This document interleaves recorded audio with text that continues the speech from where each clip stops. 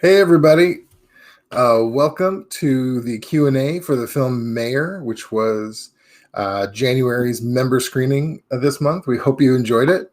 I'm very excited. We're going to be talking tonight with the director of the film, and I'd like to introduce him right now. It is Mr. David Osit.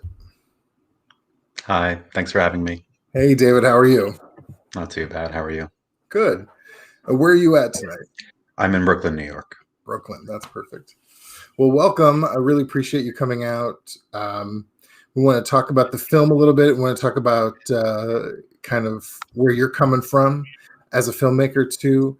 And really appreciate you. I just want to say again, as we've transitioned to doing virtual events during the pandemic, we have these member screenings every month, and they used to be live, and they will be again. But having these extra elements of having the directors or subjects come on and talk to us about them afterwards has been really, really great and adds a little something kind of magical for our members and our audience. So really appreciate you coming out. Absolutely. My pleasure.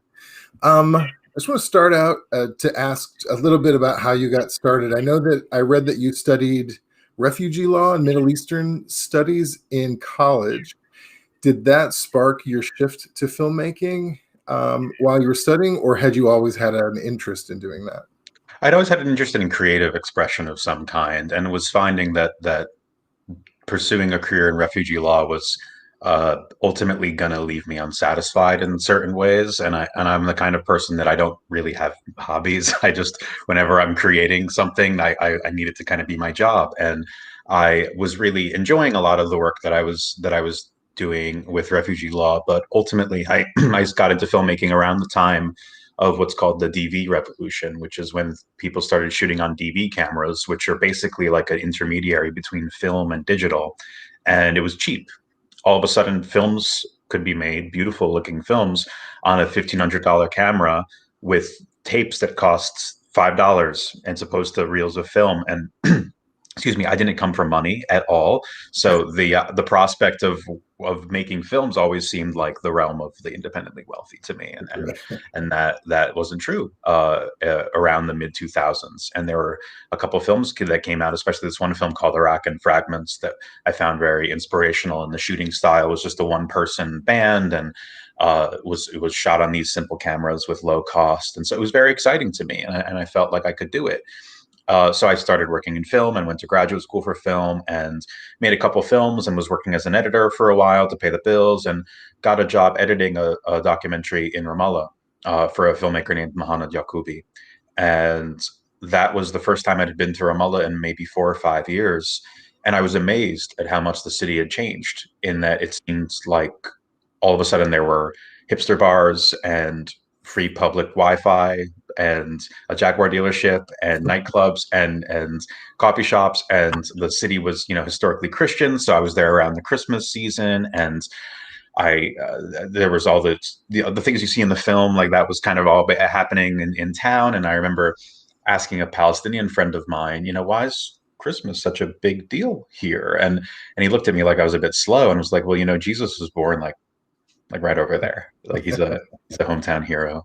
And I was like, of course I knew that, but what was amazing to me was how surprised I was that I was surprised. Like, I didn't realize how much of a monolithic culture is fed to me with regards to what the Middle East is supposed to look like, just by being an American citizen. I was a freshman in high school on 9/11.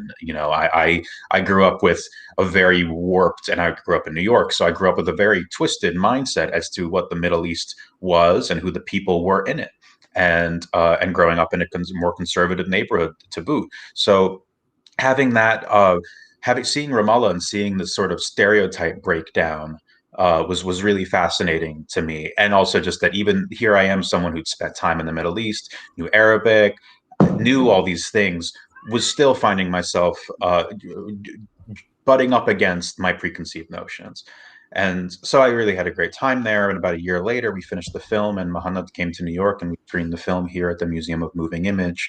And one night, he was staying with me, and one night I asked him, hey, out of curiosity, what's the mayor of Ramallah like? I'm just curious. And he was saying, oh, He's a really nice guy. He's very charismatic. He's very charming. He's very funny. You always see him walking around town with his e-cigarette. And I remember thinking, kind of a light bulb going off in my head, like Home Alone 2 style, and thinking like, wow, I really want to know what his job is like. I'm so curious to know what it's like to not only just how to run the city of Ramallah, but how do you run a city when you don't have a country? And that became the central question that was really exciting to me to try to answer with this film. That's great. Did when you decided to kind of hone in on following Mayor Hadid around, what was his response to your intentions? Well, I pitched him. I came to his office and I sat down in that office that you see many times in the film, and I sat down on that couch and told him my idea for the film. And he said, "Well, I said that I didn't want to make just a journalism piece. I wasn't going to show up for a week and leave. I wanted to spend 2 years. I was like, I'm going to spend 2 years following you, filming. You're not going to be bothered by me. I'm very good at making sure that I'm not a burden. It's important to me to not be a burden on your daily life. I won't be invisible, but I won't be a burden. And it's about Ramallah. It's about the city that you're working so hard to run, particularly through the eyes of its municipality. So I can't make a comprehensive portrait of Ramallah, but I can make a portrait of Ramallah through your eyes and through the eyes of the municipality." And he said, "That sounds great. You can start right away. Just don't make me the main character." And I said, "We'll talk about that later," which we eventually did. Yeah. I would imagine he would find out at some point that he was, in fact, the main character. He did eventually find out. But Well, actually, I didn't know at first either. I yeah. always thought that it would be through his eyes to some capacity, but I filmed about 350 hours of footage for this film. So there's, as you can imagine, a lot of things that didn't make it in. Um, I was filming in nearby refugee camps. I was filming with some of the members of his city council, which are kind of this Robert Altman cast of characters who are all really remarkable in their own right, and filming with people who were politically not as aligned with Musa, organizations, nonprofit groups, foundations, Yeah. uh, tons of footage that never really made it in. But I kept coming back to Musa in the edit room because it was such he was such a compelling character, and also it felt like the access was good enough that I felt that the film that would result from a film that followed Musa specifically would be the strongest film. You touched on a little bit about how much time you spent there.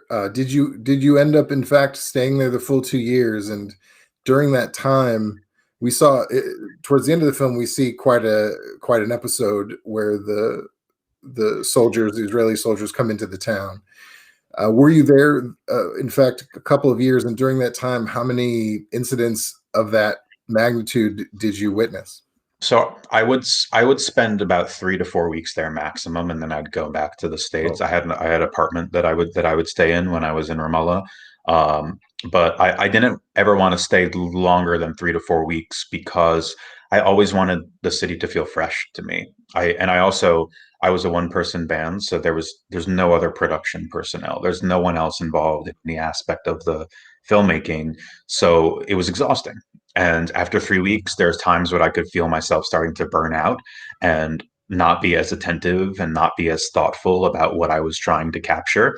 And I knew that that was when it was time to go home. And I would always book my trip to return. And also, I simply had to go back and take care of my life in New York. And I was living partly in LA at the time because my partner was working on a project in LA. And so I was back and forth and was grant writing in the meantime because I was also the only producer. So I had to raise the money for the film. And so it was exhausting. But in the time that I was there, to answer the second part of your question, uh, I would see occasional clashes, absolutely.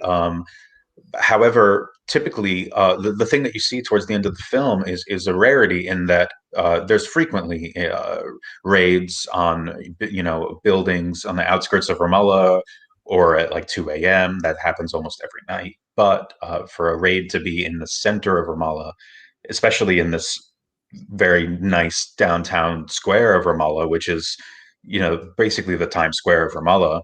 to have that happen, and to have that happen at dinner time when everyone's out in the street. I mean, it was winter, so the sun set early, but that was like 7 o'clock at night, and for that to happen was pretty rare.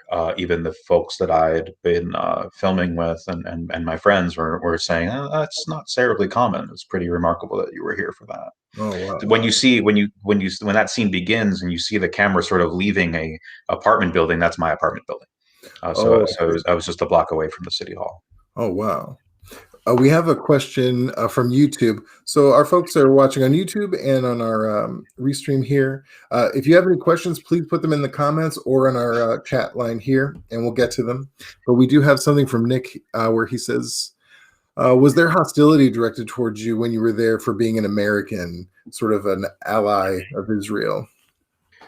Well, ironically, the only hostility directed towards me was from Israelis at the airport when I would land in Ben Gurion Airport and try to just get into the country. Ramallah is about 15, 20 miles away from the Ben Gurion Airport, but of course it takes about an hour through vis-a-vis the checkpoints, and the fact that most people can't drive back and forth, especially if they're Palestinian.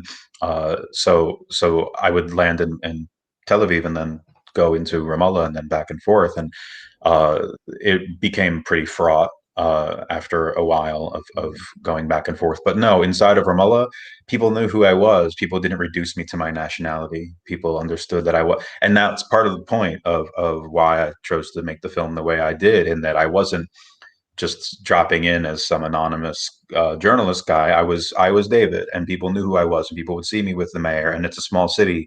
My partner came to visit me at one point during filming, and I was giving her a little tour of Ramallah, and we were walking across the city. You can walk across the entirety of Ramallah in about 35, 40 minutes. And I think during this walk, about 4 or 5 people waved me down and were like, hey, how's it going? And all these things. And at the end of the walk, she was like, are you famous here? But of course, it's just that people knew who I was, and I would. Yeah. My filming style isn't that I'm trying to hide myself.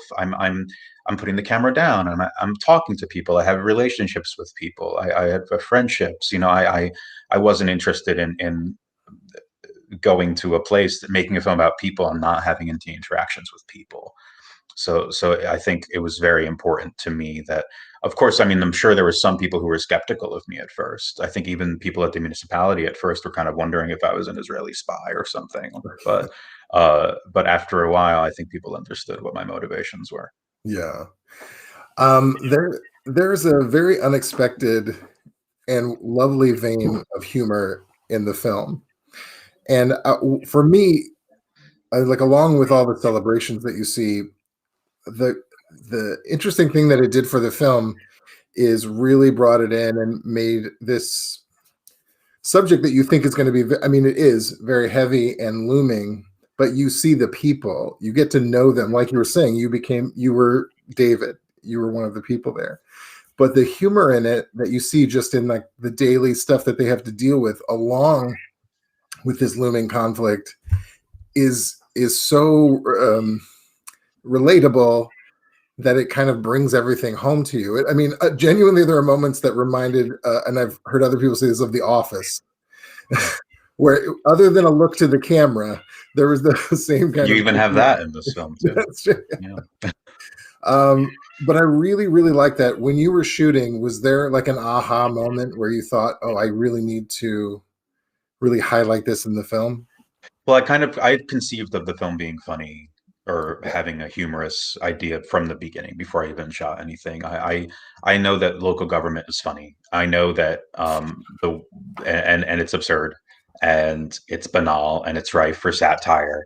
And I wasn't just thinking, wouldn't it be great if it was funny? I was thinking about what satire is. And I like how Armando Iannucci, who does Veep and In the Loop, how he defines satire, which is that it's a series of rules, and then those rules break, and that's where the satire is. And for me, the idea of local government is, of course, there's rules because we all understand them. Every mayor's job is the same. We all loathe our mayor when things are going wrong, and we're all indifferent to our mayor when things are going okay. Yeah. And nothing's ever going great. So there was this thing that felt very relatable, but also the rules of how to run a city in this context are broken constantly in Ramallah because it's a city occupied by a foreign military power. And that was a thing that I thought would actually highlight the humor, and then the humor breaking and the tone of the film breaking in these moments, I thought would actually emphasize the horror of the occupation that you would see. Because one of the things that is so terrifying about the occupation when you witness it firsthand is how mundane it is, how many ways in which it permeates daily life. And you only get a hint of that in this film. But there's all sorts of other elements, like the checkpoints, like the inability to travel, and the more reported on elements of the occupation, like the death and the terror that accompanies it. Those things, of course, are very real and very important to talk about, and I do feel like those things have been talked about in other films. But I feel like in a lot of films I see on this region, I feel like Palestine is and Palestinians are either framed as religious zealots and terrorists, which I don't agree with, or as victims, one-dimensional victims, which I think removes a lot of agency. And you'll see a lot of great films by Israeli filmmakers, and some of these films are fantastic, but they're kind of about Israeli guilt and reckoning with Israeli guilt and shame related to the occupation. And even in those films, which I'm politically more aligned with, Palestinians become footnotes. They become background characters for the development of complicated Israeli characters. And so I wanted to do something that inverted that a little bit and bring to fore this idea of dignity, which is such a central theme in the film. It was incredibly successful on that front. Again, to reference that the conflict that happens towards the end of the film, you've spent such a long time during watching this film really getting to know the mayor and the people who surround him that are just working hard to make their city, as the best they can. And such terror. I mean, if this were a fiction film, that would be this moment of like, no, these characters that I've grown to love, I want to make sure that they're okay. But it's not a fiction film, and so it's even more heightened. So it was incredibly well placed. And then to lighten the mood a bit, right afterwards is when you kind of get to the end, and the kind of finale with the fountain occurs. And I do, just as a genuine fan of this film, a recent fan, because I just watched it today, I do want to say I agree. That fountain was amazing. I just want I just want to say I totally understand the passion and all the time they put into thinking about that fountain, because as the credits are going and you see that fountain go up, I was on board 100%. It's a lovely fountain. It is quite beautiful. And I didn't quite, as the filming was progressing, I would occasionally film moments, as you see in the film, regarding the fountain's construction, and there's a couple other moments like that, and I would film it basically as a sort of afterthought. I was like, I guess this is just one other municipal project. But as the filming evolved, and as my understanding of what this movie was going to be evolved, I started to understand that these municipal activities, like the tree lighting and the parkouring Santas, even, that you see at the beginning of the film, that these weren't just simple acts. These were acts of resistance, small acts of resistance, but nevertheless acts of resistance. And when I saw that fountain completed and filmed it finally with that crowd of people, I was so moved that I realized this is the end of the movie, and I just have to work to this point in the edit, basically, because I knew that this was the ending. And I'm a big fan. I kind of prefer fiction films in terms of what I enjoy watching, and I get more inspired by fiction films mostly. And I kept thinking about a lot of like the neorealist, the Italian neorealist films that I really adored. And I remember one of the things I really loved about the film Bicycle Thieves was, this isn't a spoiler for anyone who hasn't seen it, but if you haven't seen it, it's quite great. But the films from this school of filmmaking, that they kind of, for the entirety of the runtime, for 99% of the runtime, they're about something simple. And then you realize in the final minute, it was actually about society, and it was actually about a broader societal or systemic issue. And Bicycle Thieves has this beautiful ending where you're following these two main characters, and then they just kind of vanish into a crowd, and you realize what was really going on here was not just about these two people, but about the world. And I love this feeling of community at the end. And the last three shots of the film Yeah. are three different generations of Ramallahites. There's these young little boys throwing rocks into the fountain. Again, a sort of metaphorical callback. And then an older generation with the guys with the Nutella shirts, which is sort of this nod to capitalism's influence in Ramallah, for better or for worse.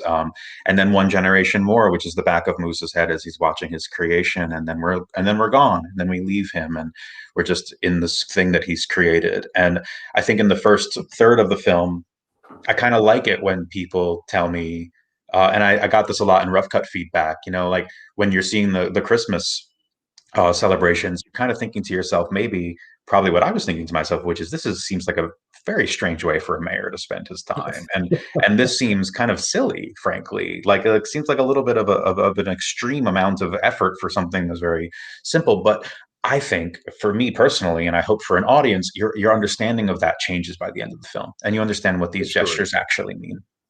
For sure, you do. It is great to frame it at the beginning, to see these funny moments that seem maybe kind of trivial, and then you hear him speak in these meetings with other people about the dignity of their people, and that is exactly when, for me, when you connect these pleasant moments of daily life with where we have a dignity as a people, and we want to maintain that despite what's happening. So it was really lovely.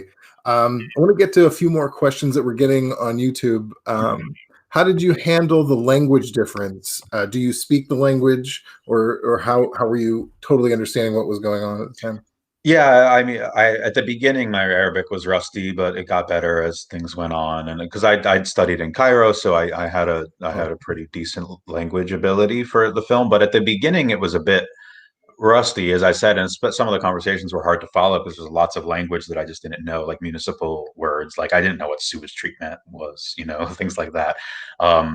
But I actually found that helped me a lot at the beginning, because I had to pay a lot more attention to body language and to physical storytelling, and to listen for keywords. But also, as I was filming with Mayor Musa, I really started to understand that he was the sort of character in the film, at least, that reminded me of like a Jacques Tati character, or like some sort of a golden age of Hollywood Gary Cooper-esque leader, in that a lot of his storytelling, a lot of his emotions were expressed physically, not verbally. So I had to really think about how I was filming the people in the movie, and also just leaning into what was being said, not verbally. So that was a really exciting thing, actually, at the beginning. Even so, I thought I would be really terrified filming alone, at the beginning, not really understanding everything that was being said. But it actually ended up being a huge boon, I think, to the way I could access emotionally what was going on with the people I was filming. You referenced some Hollywood, and then and some international classics, and I also Like Home Alone. At Home. Oh, that's what I meant by international classics. Uh, we also have Nick, who commented on, I believe, and he's a smart gentleman, so he knows the song that I believe played at the end, "Time to Say Goodbye." Is that correct? Andrea Bocelli and Sarah Brightman. Okay, yeah. I noticed at the beginning of the film and at the end there were some really lovely music choices. Were those intended to be at all like references to like a Hollywood cinema, like kind of a feel, or am I Absolutely. No, I mean, the music was a fundamental part of the storytelling for me with this film. It was just as important as any scene I cut or any editing we did. You're hearing basically two kinds of music in the film. One is this orchestral score, which is you hear it basically twice or three times. You hear it in the opening Star Wars title scroll, and then you see it kind of bookending both montages that are about the city of Ramallah. One at the beginning of the film with the credit sequence, and then one after this siege on City Hall. And that's a suite of music by Toru Takemitsu, who's a Japanese composer, whose music I always loved and would always listen to and just think this belongs in some film. You know, it has that gorgeous golden age of Hollywood feel to it. And again, that was this when I first in the edit room. I think for me, a lot of filmmaking is about experimenting and play. And when I was in the edit room and I put that music underneath these shots of Ramallah and Christmas time, it really moved me. It did something I'd never felt before. I'd never seen images of Palestine represented in quite that way. And so I was really excited to do that. And it felt really appropriate. And then the other music that you're hearing is by another Japanese group called Jino Yamashiro Gumi, which is most famous for doing the soundtrack of the film Akira in the 80s. But Oh, they're a like 75-person group that travels around the world recording folk music with indigenous musicians, mostly in the 80s. And so you're hearing music, vocal music from Georgia, the country Georgia, from Korea, from Japan, from Chad, uh, and I loved the universality of this music uh, that made you kind of wonder where am I exactly? yeah. And that was a big thing with this film is that I wanted in the first few minutes, title scroll aside, to make you understand that this wasn't a film about the Israeli-Palestinian conflict. This wasn't a film about geopolitics. This was a film about a mayor who's trying to do Christmas. And to reduce it to a smaller story, I really wanted this film to be a small story because I feel like there's a propensity in documentary filmmaking of what I like to call foie gras filmmaking, which is like how many things can we shove down your throat at once? And I wanted to do something to mitigate that with just making a small film that was more so oriented around relatability. Yeah, I thought the music was very, very effective right at the beginning. Like you said, with that scroll into the Christmas kind of feel, you can really see the fiction cinema history coming through, which I really loved. Bernadette asks, going back to talking about the juxtaposition of like the municipal problems versus the international delegations the mayor had to talk to. Did you feel like you were profiling a mayor or more of an international diplomat, or did that progress as the film went on? Yeah, it's interesting. You know, I felt and knew I was profiling a mayor who was forced into the position of having to be an ambassador based on the limited ability of his quasi state to be able to affect public opinion elsewise. You know, Mayor Musa and Ramallah itself as a character kind of have a basically perform this kind of respectability for the West. You know, it's there's and I don't blame Palestine or I don't blame Ramallah or Musa for that. I think that the West is typically asking people from the global South to meet them where they are. And that's what you see in the scene with the German delegation when they're talking to Musa and saying, well, why can't you just we know that you guys should just be the ones to bring peace here. And we're typically asking people from the global South to solve their own problems in this way, not understanding that we created the problems in the first place.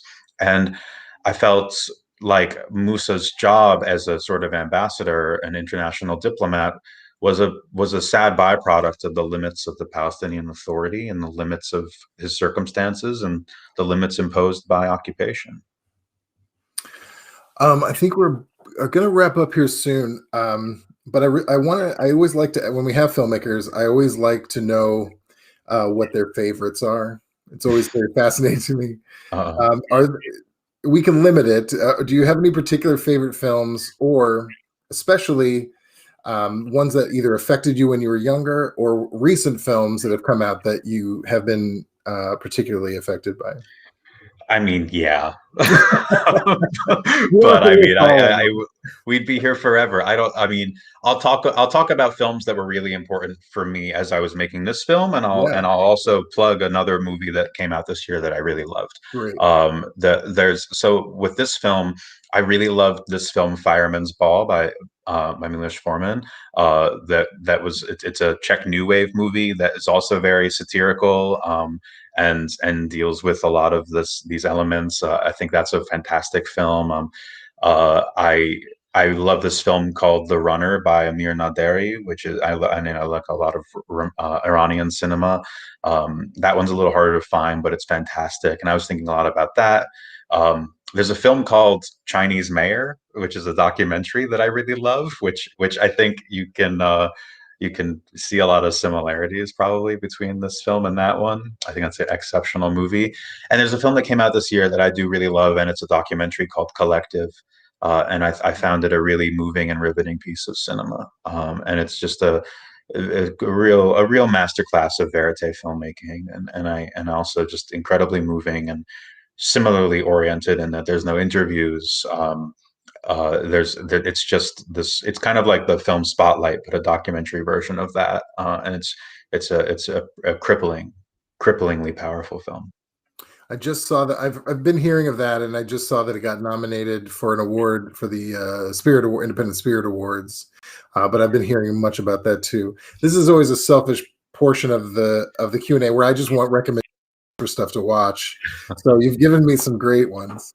And then lastly, just want to know, do you have any future projects on the horizon that you can discuss? Nothing I can discuss, but we're still getting this film out there, and it's available nationwide.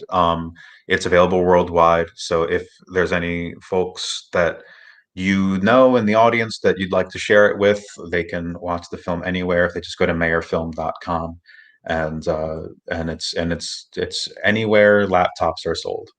We're actually on our streaming platform on Sofa Cinema. We'll be showing it as of next week. So this is a nice preview for our members. But then the rest of Wisconsin really has access to it through our network next week. So we're very excited to share it with more people. Fantastic. That's great to hear.